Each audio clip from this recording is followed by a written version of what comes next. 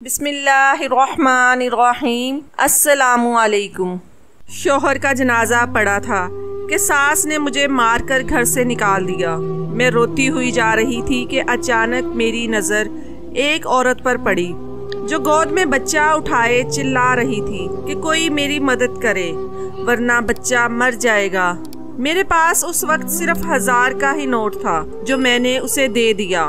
وہ بہت خوش ہوئی اور مجھے دعا دے کر بولی، بیٹی واپس اپنے گھر جا، تجھے ایسی خوشی ملے گی جو کبھی کسی عورت کو نہ ملی ہوگی۔ میں حیران ہوئی، بھلا مجھے کیا مل سکتا ہے؟ یوں تجسس میں واپس سسرال آ گئی، مگر جیسے ہی نظر شوہر کے جنازے پر پڑی تو سر پر آسمان ٹوٹ پڑا۔ میرا شوہر آج کام سے جلدی گھر واپس آ گیا تھا۔ میں نے اسے کہا کہ تم نہا لو، میں کھانا لگاتی ہوں۔ میں اور میری ساس کھانا کھا چکی تھی، صرف میرا شوہر ہی رہتا تھا۔ میں جلدی سے کچن میں گئی، فریج کھولا تو دوپہر کا بچا سالن پڑا ہوا تھا۔ میں نے جلدی سے نکال کر وہ گرم کیا اور ساتھ میں تازہ روٹیاں بھی بنا لی۔ اس کے بعد میں نے چولہے پر چائے کا پانی چڑھایا، کیونکہ ہم سب کی عادت تھی کہ کھانے کے فوراً بعد چائے پیتے تھے۔ میں کھانا لے کر باہر آ گئی۔ میرا شوہر اور ساس تخت پوش پر بیٹھے ہوئے تھے۔ میں نے کھانا لا کر شوہر کے سامنے رکھا، وہ کھانا کھانے لگا۔ ہم تینوں نفوس کے درمیان خاموشی چھائی ہوئی تھی، جبکہ میری ساس کے چہرے پر ایک پر اصرار مسکراہٹ تھی جو مجھے کچھ غلط ہونے کا سندیسہ دے رہی تھی۔ لیکن میں نے اپنے اس خیال کو جھٹک دیا۔ میں نہیں جانتی تھی کہ میری زندگی میں کون سا طوفان آنے والا ہے۔ میں اٹھ کر کچن میں گئی، دیکھا تو چائے ابل چکی تھی۔ میں نے چائے کپوں میں ڈالی اور ٹرے اٹھا کر باہر کی جانب بڑھی، لیکن آگے کا منظر دیکھ کر میرے اوسان خطا ہو گئے۔ مجھے ایسے لگا جیسے کسی نے میری جان نکال دی ہو۔ میرا شوہر تختے پوش پر آڑا ترچھا پڑا ہوا تھا اور زور زور سے اپنا سینہ مسل رہا تھا۔ میری ساس اس کے ہاتھ پیر مل رہی تھی اور ساتھ ساتھ کہہ رہی تھی، کیا ہوا نذیر، تجھے کیا ہو رہا ہے؟ کچھ تو بتا۔ میری ساس اونچی اونچی رو رہی تھی۔ میں بھاگ کر اپنے شوہر کے پاس پہنچی۔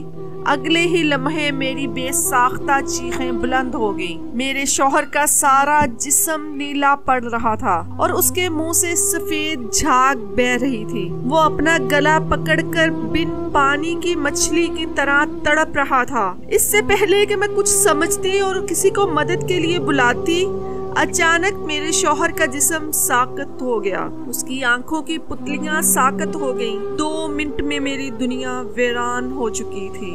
میرا شوہر مجھے اور اپنی ماں کو بے سہارا چھوڑ کر اس دنیا سے جا چکا تھا۔ میری کل کائنات میرا شوہر ہی تھا۔ اس کی اس طرح اچانک موت نے مجھے دہلا کر رکھ دیا۔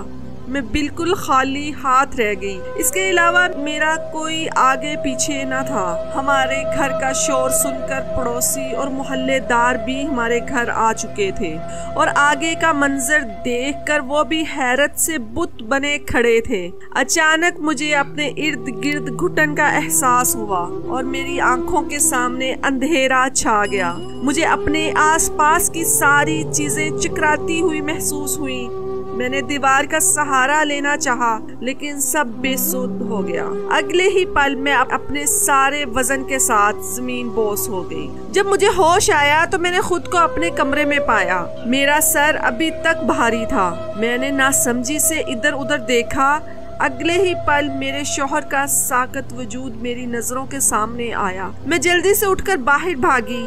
صبح ہو چکی تھی۔ میں پوری رات بے ہوش رہی۔ میں بھاگ کر پہنچی تو دیکھا کہ میرے شوہر کا جنازہ صحن میں پڑا ہے اور میری ساس اس کی چارپائی سے لگ کر بیٹھی ہوئی ہے۔ اس کی آنکھیں دیکھ کر بیٹے کا غم تھا۔ وہ پوری رات روتی رہی۔ جوان بیٹے کا غم تھا۔ آخر ایک ماں اور کرتی بھی کیا۔ جیسے ہی جنازے کے پاس پہنچی تو محلے کی عورتیں مجھے دیکھ کر ایک دوسرے سے کہنے لگی، لو دیکھ لو مہرانی کی صبح کیسی بے شرم لڑکی ہے، شوہر کا جنازہ پڑا ہے اور یہ اپنی نیندیں پوری کر رہی ہے۔ ارے کچھ تو حیا کرو، تمہاری بوڑھی ساس کل شام سے چارپائی سے لگ کر بیٹھی ہے، پانی کا ایک گھونٹ تک نہیں پیا اس نے۔ پھر بھی اس کو تمہارا خیال رہا ہے کہ تمہیں نہ اٹھایا جائے، تمہاری طبیعت خراب ہو جائے گی، اس حال میں بھی اسے تمہارا خیال ہے، اور ایک تم ہو کے پہلے اپنے شوہر کو جان سے مارتی ہو اور پھر بے شرمی سے اس گھر میں رہ کر اپنی نیندیں بھی پوری کرتی رہے ہو۔ ارے تمہیں تو شرم سے ڈوب کر مر جانا چاہیے، کیسی ڈٹھائی سے ہمارے سامنے کھڑی ہو۔ میں حیرانگی سے ان کی باتیں سن رہی تھی، وہ کتنی صفاقی سے سارا الزام مجھ پر ڈال رہی تھی۔ میں ان کی باتیں سمجھنے کی کوشش کر رہی تھی۔ پھر میں نے سر جھٹکا اور اپنے شوہر کے جنازے کی طرف بڑھی۔ ابھی میں چارپائی کی طرف بڑھی ہی تھی کہ ایک دم مجھے اپنے بالوں میں کھچاؤ محسوس ہوا، جیسے کسی نے بہت بے دردی سے میرے بال مٹھی میں پکڑ کر مجھے اپنی طرف کھینچا ہو۔ میں نے جیسے ہی پیچھے مڑ کر دیکھا تو میری ساس میرے بال مٹھی میں جکڑے کھڑی تھی۔ اس نے مجھے کسی اچھوت کی طرح خود سے دور پھینکا۔ میں جا کر دروازے کے پاس گری۔ میں دوبارہ اٹھ کر چارپائی کی طرف جانے لگی تو میری ساس نے مجھے بازو سے پکڑ کر اپنی طرف موڑا۔ ان کے اگلے عمل نے میرے 14 طبق روشن کر دیے۔ انہوں نے اپنی پوری قوت لگا کر میرے منہ پر کئی تھپڑ مارے اور میرا منہ لال ہو گیا، گال سوج گئے اور ہونٹ کا کنارہ پھٹ گیا اور اس سے خون بہنے لگا۔ میں ان کے اس عمل پر حیران سی کھڑی رہ گئی۔ ابھی میں اس کے اس جھٹکے سے ہی سنبھل نہ پائی تھی کہ ان کی بات نے میرے پیروں تلے سے زمین کھینچ لی۔ وہ کہہ رہی تھی کہ میری نظروں کے سامنے سے دور ہو جاؤ، تم قاتل ہو میرے بیٹے کی، تم نے میرے بیٹے کو مار دیا، اس کی جان لے لی۔ جب سے میرے بیٹے کی زندگی میں آئی ہو اس کی زندگی جہنم بن گئی ہے۔ پھر بھی تیرے کلیجے میں ٹھنڈک نہیں پڑی جو تو نے اس کی جان ہی لے لی۔ میں نے ان کے آگے ہاتھ جوڑ دیے اور کہا کہ میں نے کچھ نہیں کیا ہے، میں نے ان کی جان نہیں لی، میں ایسا کیوں کروں گی؟ وہ میرے شوہر تھے، پلیز مجھے ان کے پاس جانے دیں، ایسا نہ کریں۔ لیکن میری ساس پر میری کسی فریاد کا اثر نہ ہوا۔ انہوں نے مجھے بازو سے پکڑا اور دروازے کے پاس لے گئی اور دروازہ کھول کر مجھے گھر سے باہر دھکا دے دیا۔ میرے اوپر ظلموں کے پہاڑ ٹوٹ پڑے تھے، ایک شوہر سے جدائی اور دوسرا گھر سے بے گھری کر دی گئی۔ میں دروازے کے ساتھ لگ کر کھڑی ہو گئی۔ میں کافی دیر دروازہ کھٹکھٹاتی رہی، لیکن اندر والے سارے ہی پتھر دل ہو گئے تھے۔ میں ٹوٹے ہوئے دل کے ساتھ روڈ پر چلنے لگی۔ میرا اور کوئی ٹھکانہ نہیں تھا، جاتی تو کدھر جاتی؟ اچانک مجھے ایک عورت کی آواز سنائی دی۔ وہ کہہ رہی تھی کہ اللہ کے نام پر کوئی میری مدد کر دو، میرا بچہ 2 دن سے بھوکا ہے، کوئی تو میری مدد کر دے، مجھ پر رحم کرے۔ میں نے اپنے ہاتھ میں موجود نوٹ کی طرف دیکھا، میرے پاس صرف 1000 کا نوٹ تھا۔ میں نے وہ نوٹ اس عورت کو دیا۔ اس کی گود میں ایک چھوٹا بچہ تھا جو کہ رو رہا تھا، شاید اس کو بھوک لگی تھی۔ اس عورت نے تشکر آمیز نگاہوں سے میری طرف دیکھا اور کہا کہ بیٹی کہاں جا رہی ہو اور رو کیوں رہی ہو؟ کیا تم بھی دکھی ہو؟ میں نے اس کی بات پر چونک کر ادھر ادھر دیکھا۔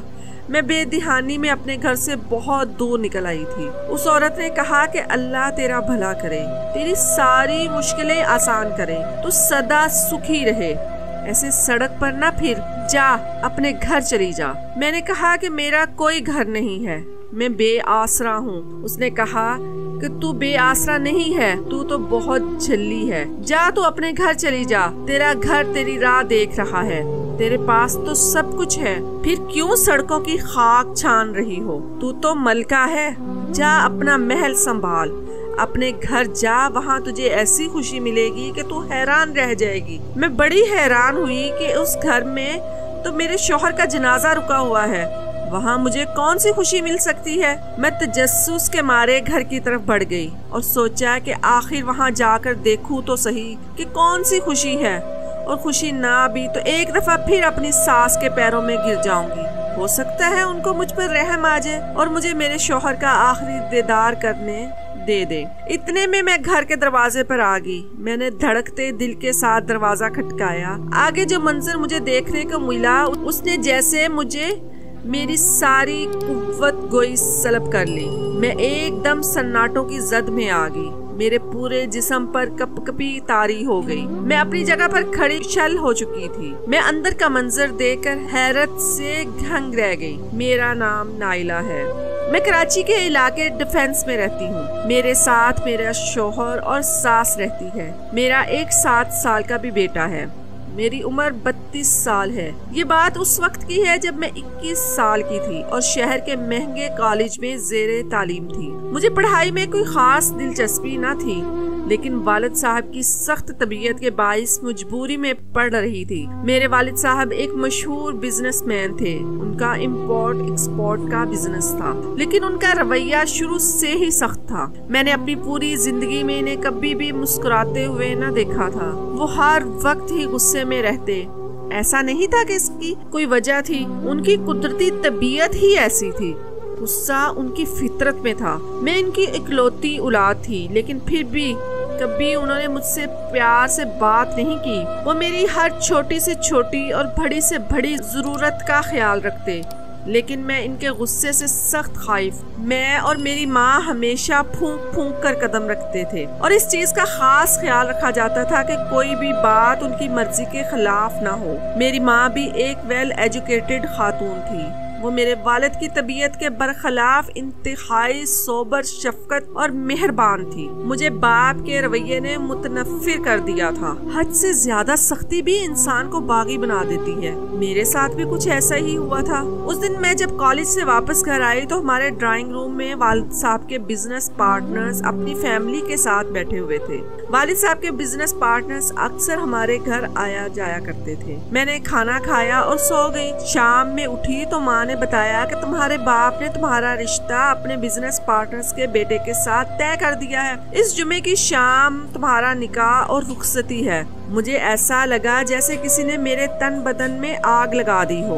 मैंने एहतजाज करने की कोशिश की तो माँ ने कहा, खबरदार, कोई उल्टी सीधी हरकत की। अपने बाप के गुस्से से वाकिफ हो तुम अच्छी तरह से, इसलिए कोई हंगामा करके अपने और मेरे लिए कोई मुश्किल ना बनाना। मैं गुस्से से तन फन करती अपने कमरे में चली गई और वहाँ से अपना फोन लेकर फौरन नजीर को कॉल की और उसे कहा कि अब्बा मेरी जबरदस्ती शादी कर रहे हैं, तुम प्लीज कुछ करो, मैं तुम्हारे अलावा किसी और से शादी नहीं करूंगी। नजीर ने मुझे कहा कि तुम फिक्र नहीं करो, मैं जल्द ही कोई इंतजाम करता हूँ।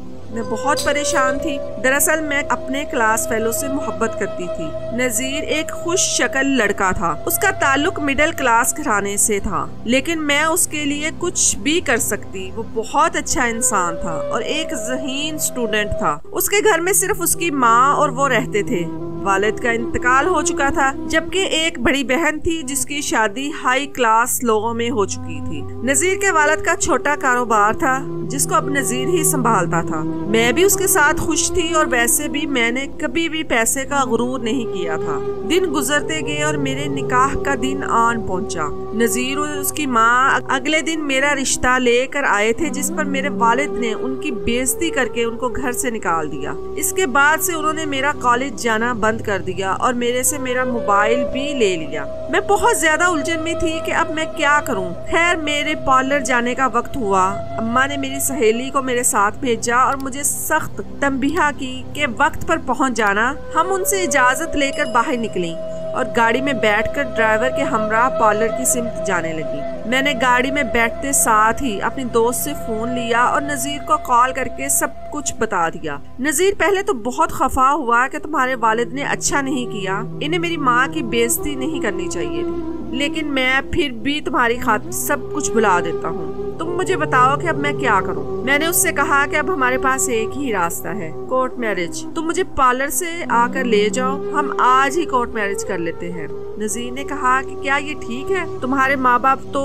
मैंने कहा कि सब ठीक है, मैं इनकी इकलौती औलाद हूँ, वो समझ जाएंगे। मुझे थोड़ा अरसा ही मुझसे नाराज रहेंगे। नजीर ने कहा, अच्छा मैं तुम्हारे पार्लर के आस पास ही हूँ, तुम मुझे कॉल कर देना, मैं ड्राइवर को बहाना करके घर भेज दे। तुम मुझे कॉल कर देना। मैंने ड्राइवर को बहाना करके घर भेज दिया। उससे कहा कि मेरा मैचिंग सेट घर पर ही रह गया है, आप मुझे वो ला कर दें, मैं जब तक तैयार हो जाती हूँ। ड्राइवर के जाने के बाद मैंने फौरन से नजीर को कॉल मिलाई और उसे आने का कहा। वो अगले 15 मिनट में मेरे पास पहुंच गया। मैंने अपनी दोस्त को सब समझा दिया था। इसके बाद मैं नजीर के साथ चली गई। हमने मस्जिद में जाकर निकाह किया और फिर नजीर के घर आ गए। میں نہیں جانتی تھی کہ میں نے یہ قدم اٹھا کر کتنی سنگین غلطی کی ہے۔ ادھر جیسے ہی میرے ماں باپ کو میرے لاپتہ ہونے کی خبر ملی تو ان پر ساتوں آسماں ایک ساتھ ٹوٹ پڑے۔ ان کے وہم و گمان میں بھی نہیں تھا کہ میں ایسا کوئی قدم اٹھاؤں گی۔ ہمارے گھر پر ایک قیامت آ کر گزری۔ میرے والد اسی وقت مجھے جان سے مارنے کے ارادے سے نکلنے لگے جب اماں نے ان کے پیر پکڑ لیے اور کہا کہ ایسا نہ کریں، وہ ہماری اکلوتی اولاد ہے، آپ بے شک اسے معاف نہ کریں لیکن اسے قتل بھی نہ کریں۔ ابا کو اماں کی قسم نے روک لیا۔ مجھے آج نذیر کے گھر آئے 1 ہفتہ ہو چلا تھا لیکن میرے مائکے سے مکمل خاموشی تھی جس پر مجھے بڑی حیرت ہو رہی تھی، لیکن میں یہ نہ سمجھ سکی کہ طوفان آنے سے پہلے ہر طرف خاموشی ہی ہوتی ہے۔ میں ہر چیز سے بے خبر اپنے سسرال میں پرسکون زندگی گزار رہی تھی۔ میری ساس بہت اچھی تھی، وہ مجھے بالکل اپنی بیٹیوں کی طرح پیار کرتی۔ زندگی پرسکون گزر رہی تھی۔ میں نے پڑھائی چھوڑ دی تھی۔ میں نے شکر کیا کہ میری جان چھوٹ گئی۔ البتہ نذیر ابھی بھی پڑھ رہا تھا، ساتھ کام بھی کر رہا تھا۔ وہ صبح سویرے دفتر جاتا اور پھر 9 بجے وہاں سے کالج جاتا، کالج سے 12 بجے چھٹی کر کے پھر دفتر چلا جاتا اور وہاں سے 8 بجے لوٹ کر آتا۔ میری ساس کپڑے سلائی کرتی تھی۔ میں نے گھر میں رہ کر اس سے کپڑے سلائی کرنا سیکھ لیے۔ ان کے گھر کا نظام بہت زیادہ اچھا نہیں تھا لیکن کم بھی نہیں تھا۔ مجھے شروع میں تھوڑا سا مسئلہ ہوا لیکن پھر میں ایڈجسٹ ہو گئی۔ اسی طرح ہماری شادی کو 6 مہینے گزر گئے۔ میں نے محسوس کیا کہ اماں کا رویہ میرے ساتھ کچھ عجیب سا ہو گیا ہے۔ وہ بار بار مجھے کہتی ہیں کہ اب تمہیں اپنے ماں باپ سے ملنے جانا چاہیے، وہ تمہیں یاد کرتے ہوں گے اور اب تک تو انہوں نے تمہیں معاف بھی کر دیا ہوگا۔ لیکن میرے اندر اتنی ہمت نہ تھی کہ میں اپنے باپ غصے کا سامنا کر پاتی۔ ممکن تھا کہ وہ مجھے دیکھتے ہی گولی مار دیں۔ میں ہر دفعہ اپنی ساس سے کوئی نہ کوئی بہانہ بنا کر ان کو ٹال دیتی۔ خیر دن گزرتے جا رہے تھے۔ نذیر کا رویہ بھی ان دنوں تبدیل ہوتا جا رہا تھا۔ میں نے ان سے پوچھنے کا ارادہ کیا لیکن پھر خود ہی سوچا کہ ہو سکتا ہے کام زیادہ ہو، اس وجہ سے پریشان ہو۔ اس دن بھی روز کے معمول کی طرح میرا شوہر ناشتہ کر کے دفتر چلا گیا۔ پیچھے میں نے گھر کا کام نپٹائے اور پرسکون ہو کر بیٹھ گئی کیونکہ اب میرے شوہر نے رات کو ہی آنا تھا۔ دن کے وقت میں نے قورمہ بنایا اور 7 روٹیاں بنائی۔ میں نے اور میری ساس نے کھانا کھایا۔ ساس نے مجھے کہا کہ جا تو آرام کر، یہ برتن میں دھو دیتی ہوں۔ میں نے کہا نہیں میں دھو لوں گی، تو اس نے کہا کہ 2 برتن ہیں، تو کچھ دیر سو جا، پھر تو نے کپڑے بھی سلائی کرنے ہیں۔ میں چاروں نہ چار ان کی بات مان گئی اور کمرے میں آ کر لیٹ گئی۔ ابھی کچھ ہی دیر گزری تھی کہ دروازے پر دستک ہوئی اور ساتھ ہی میرے شوہر کی موٹر سائیکل کی آواز سنائی دی۔ مجھے بڑی حیرت ہوئی کہ آج وہ جلدی آ گئے ہیں۔ میں نے جا کر دروازہ کھولا، اتنے میں میری ساس بھی باہر آ کر تخت پوش پر بیٹھ گئی۔ اس نے میرے شوہر سے جلدی آنے کی وجہ پوچھی تو اس نے کہا کہ آج کالج سے چھٹی تھی اور دفتر میں بھی کچھ خاص کام نہ تھا، اس لیے جلدی آ گیا۔ میں نے شوہر کو کھانا دیا اور چائے لینے اندر گئی۔ واپس آئی تو میرا شوہر مر چکا تھا۔ میں یہ منظر نہ دیکھ پائی اور بے ہوش ہو گئی۔ جب مجھے ہوش آیا تو صبح ہو گئی تھی۔ میں نے اپنے شوہر کے جنازے کے پاس جانا چاہا تو ساس نے مجھے کہا کہ تم قاتل ہو۔ اس نے مجھے گھر سے نکال دیا۔ میں سڑک پر چلتی جا رہی تھی جب مجھے ایک عورت کی آواز آئی، اسے مدد کی ضرورت تھی۔ میں نے اس کی مدد کی تو اس نے مجھے گھر جانے کا کہا اور کہا کہ تجھے ایسی خوشی ملے گی کہ جو آج تک کسی عورت کو نہیں ملی۔ میں تجسس کے ہاتھوں مجبور ہو کر گھر پہنچی۔ جیسے ہی دروازہ کھولا تو میرے اوسان خطا ہو گئے۔ دروازہ کھولتے ساتھ ہی میرے اوپر پھولوں کی بارش ہونے لگی۔ گلاب کی تازہ پتیاں میرے اوپر مسلسل گر رہی تھی جس سے تازہ تازہ مہک آ رہی تھی۔ میں نے نظر اٹھا کر دیکھا تو میرے شوہر کا جنازہ غائب تھا، ساتھ ہی ساتھ سارے لوگ بھی غائب تھے۔ گھر کو پھولوں کی مدد سے سجایا گیا۔ میرے پاؤں کے نیچے بھی ڈھیر ساری پتیاں بچھا کر اندر پہنچنے تک کا ایک راستہ بنایا گیا۔ میں بڑی حیران ہوئی کہ یہ سب کیا ہے۔ یہ تو ماتم والا گھر تھا، یہاں تو ماتم ہونا چاہیے تھا۔ پھر یہ سب کیا ہے؟ میرے شوہر کا جنازہ کہاں گیا؟ میری ساس کہاں گئی؟ मुझे कुछ समझ नहीं आ रही थी। मैं इन फूलों की पत्तियों पर से गुजरते हुए अंदर की तरफ बढ़ी। मेरी सास के कमरे से बातों की आवाज आ रही थी। अंदर से आने वाली आवाजें सुनकर मुझे अपने कानों पर यकीन न आया। मुझे उस औरत की बातें सच्ची लगने लगी। उसने सही कहा था कि मैं बेआसरा नहीं, भोली और कम अकल हूँ। मेरे नाक के नीचे इतनी घिनौनी साजिश रचाई गई, लेकिन मैं बेखबर रही। कैसे मोहब्बत की आड़ में मेरे साथ इतना गंदा खेल खेला गया। मुझे बेतहाशा खुद की कम अकली पर गुस्सा आया। मैंने कैसे एक शख्स को इतना मौका दे दिया कि वो आकर मेरी जिंदगी से खेल गया। मेरी सास मेरे शौहर से कह रही थी कि सारी तैयारी हो गई है, तुम जाओ और उसे कहीं से भी ढूंढ कर लाओ। मेरे शौहर ने कहा, मैं तो उसकी नजर में मर चुका हूँ, वो कैसे आएगी मेरे साथ। तो मेरी सास ने कहा कि वो बहुत भोली है, तुम उसके सामने कोई बहाना कर देना, कह देना मैं बेहोश हुआ था, तुम लोगों ने मुर्दा समझ लिया, मैं क्या कर सकता हूँ। कुछ भी करो, किसी भी कीमत पर उसे वापस लेकर आओ। तुम जानते हो ना, जिस मकसद के लिए उससे शादी की थी वो अब जाकर पूरा हुआ है। अब उसे ऐसा ही तो नहीं जाने देंगे ना। हो सकता है इतना इंतजार किया था मैंने इस दिन का, इतना खुश हुई थी जब तूने मुझे आकर बताया था कि तूने भी अपनी बहन की तरह एक अमीर आसामी फंसा ली है।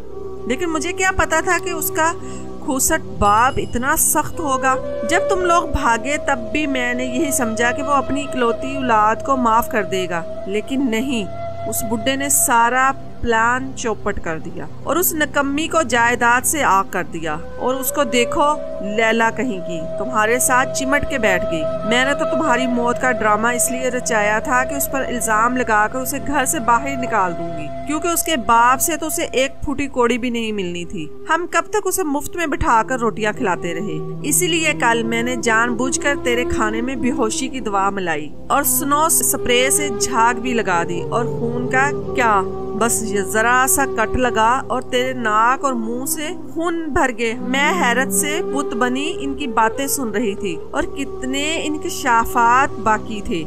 अगली बात सुनकर मुझे यूं लगा जैसे क़यामत तो अब आई है। पहले तो बस छोटे मोटे झटके थे। मेरी सास की अगली बात ने मेरे जिस्म से जान निकाल दी। मैं बेदम होकर फर्श पर गिरी। मेरे शौहर और सास ने जब कुछ गिरने की आवाज सुनकर दरवाजे की तरफ देखा तो यकलख्त उनके चेहरे पर खौफ के साए लहराए। मेरे शौहर ने मुझे उठाकर बिस्तर पर डाला। मुझे होश आया तो मेरा शौहर कमरे में बेचैनी से टहल रहा था। मैं फौरन से उठी और कहा कि मुझे मेरे बाप के घर जाना है। मैं उसकी कोई भी बात सुने बगैर बाहर की तरफ बढ़ गई। मैं अपने बाप के घर पहुंची तो सोगवारियत थी। मेरे वालिद एक हफ्ता पहले ही गुजर गए थे और मरने से पहले अपनी तमाम जायदाद मेरे नाम पर करके। मेरी माँ मुझे देखते ही मेरे गले लगकर रोने लगी। यही हाल मेरा भी था। दरअसल नजीर ने मुझसे दौलत की लालच में शादी की थी। पहले तो सब ठीक रहा, लेकिन जब उन्हें पता चला कि मेरे बाप ने मुझे आग कर दिया तो उनका दिल मेरी तरफ से खट्टा हो गया। दोनों वहाँ बैठे मुझे निकालने की वजह ढूंढ रहे थे। जब उन्हें कोई वजह न मिली तो अपने मरने का ड्रामा रचाया और मुझे घर से बाहर कर दिया। पीछे किसी के मुंह से खबर सुनी कि मेरे वालिद वफात पा गए हैं और अपनी तमाम जायदाद का मालिक अपनी इकलौती औलाद को बना गए हैं, तो खबर सुनते ही मेरे शौहर उठ बैठा। मोहल्ले वाले डर गए और कुछ ने वजह जानने की कोशिश की तो उसने ऐसा शोर किया जैसे उसे कुछ याद ही नहीं। सबने यही समझा कि हमारी गलती है, हमने बेहोशी को मौत समझ लिया। एक एक करके सारे लोग वहाँ से चले गए। मेरी सास और मेरा शौहर अब मुझे वापस लाना चाहते थे ताकि मेरी दौलत अपने नाम करवा सकें, लेकिन मैंने फैसला कर लिया था कि कभी भी इन्हें माफ नहीं करूंगी। शाम को मेरी शौहर और मेरी सास मेरे घर आए और मुझसे बेतहाशा माफिया मांगने लगे, लेकिन मुझे पर उनकी किसी बात का असर नहीं हुआ। वो मायूस लौट गए। उसी रात मेरे शौहर की बहन को तलाक होगी, जिस पर उसने खुदकुशी कर अपनी जान ले ली। ये सदमा मेरे शौहर और सास की जिंदगी बदल गया। उन्हें अकल आ गई थी। मेरी सास बेटी का सदमा बर्दाश्त न कर सकी और उन्हें फालज का अटैक हुआ, जिसके बाद वो मुकम्मल बिस्तर पर आ गई। नजीर की हालत भी बहुत खराब थी। उसकी हालत देखकर मेरे दिल खून के आंसू روتا تھا، چاہے اس نے جو بھی کیا تھا، لیکن وہ میری محبت تھا۔ اسی محبت کے صدقے میں نے اسے معاف کر دیا۔ وہ دونوں اب بہت بدل گئے تھے۔ ان کی زندگی سے دولت کی ہوس ختم ہو چکی تھی۔ 5 سال بعد اللہ نے مجھے ایک بہت خوبصورت بیٹے سے نوازا۔ اب میں مطمئن زندگی گزار رہی ہوں۔ دولت کی لالچ انسان کو اندھا کر دیتی ہے۔ وہ سنبھل تو جاتا ہے مگر ٹھوکر لگنے کے بعد۔